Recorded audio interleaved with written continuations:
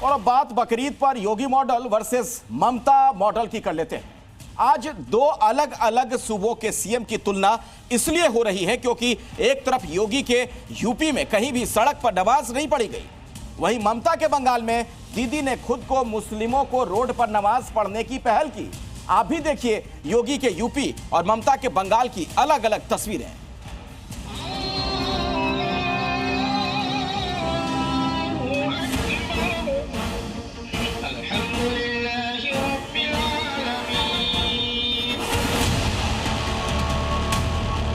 इंसान को खुद अकल रखनी चाहिए, ऐसे काम ना ही करे, माहौल को देखते हुए तो और ना करे। ये दो तस्वीरें सारी कहानी बयां कर रही हैं। पहली तस्वीर यूपी की है, जहां बकरीद पर मुसलमानों ने शांति के साथ मस्जिदों में नमाज पढ़ी, क्योंकि सीएम योगी ने पहले ही साफ कर दिया था कि नमाज के लिए मस्जिद है, सड़क नहीं।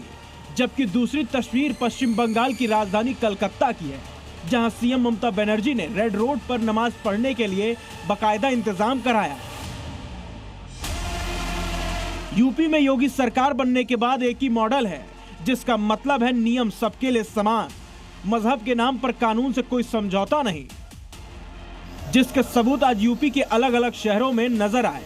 हर जगह मस्जिदों में बकरीद की नमाज पढ़ी गई। जहां भीड़ ज्यादा थी वहां शिफ्ट में बारी बारी से आने जाने के लिए इंतजाम किए गए, मगर कहीं भी सड़क पर नमाज पढ़ने की इजाजत नहीं दी गई। सड़क चलने के लिए होती है, और जो लोग ये बोल रहे हैं ना, उनको हिंदुओं से अनुशासन सीखना चाहिए। मगर मुस्लिम वोट बैंक की खातिर पश्चिम बंगाल की मुख्यमंत्री ममता बनर्जी ने तमाम नियम कानून को ताक पर रखकर बीच सड़क में नमाज पढ़ने की इंतजाम किए। ममता की शह पर कलकत्ता के रेड रोड इलाके में नमाजियों की भारी भीड़ नजर आई, जिनके खातिर आम लोगों के लिए सड़कें बंद कर दी गई थी।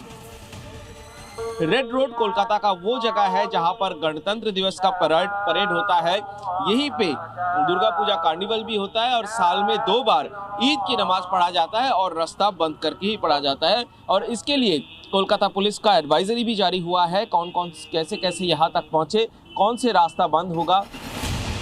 ममता बनर्जी के मुस्लिम तुष्टीकरण के खिलाफ हिंदू संगठन भारी गुस्से में नजर आए। सियालदा रेलवे स्टेशन के सामने हिंदू सेवा दल के कार्यकर्ताओं ने प्रदर्शन किया।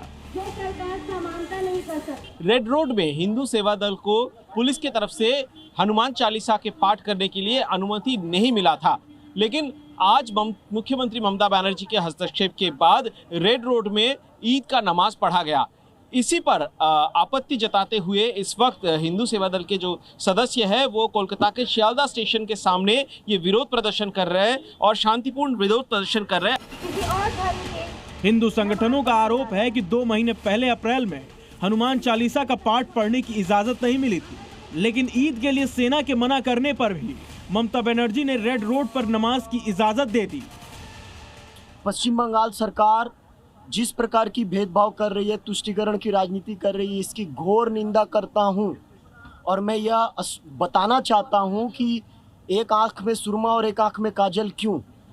एक पक्ष को नमाज पढ़ने के लिए अनुमति के पक्ष माने एक पक्ष को अनुमति दिलाना और एक पक्ष के विरोध में एडवोकेट को खड़ा करना, पुलिस प्रशासन के द्वारा विरोध करवाना, ऐसा क्यों? कोलकाता के रेड रोड पर सैन्य प्रशिक्षण होना था, इसीलिए सेना ने बकरीद पर नमाज की अनुमति नहीं दी थी, लेकिन ममता सरकार के दखल पर सेना ने ट्रेनिंग की जगह बदल दी। ऐसे में सवाल उठना लाजमी है कि आखिर आर्मी की जमीन पर ट्रेनिंग जरूरी थी या नमाज। हालांकि बंगाल के पड़ोसी राज्य बिहार से भी ऐसी ही तस्वीर नजर आई। बिहार की राजधानी पटना में नमाजियों ने स्टेशन जाने वाली सड़क को हाईजैक कर लिया और तो और स्टेशन के सबसे नजदीक गेट को भी बंद कर दिया, जिससे रेल यात्रियों को आधा किलोमीटर तक पैदल चलना पड़ा।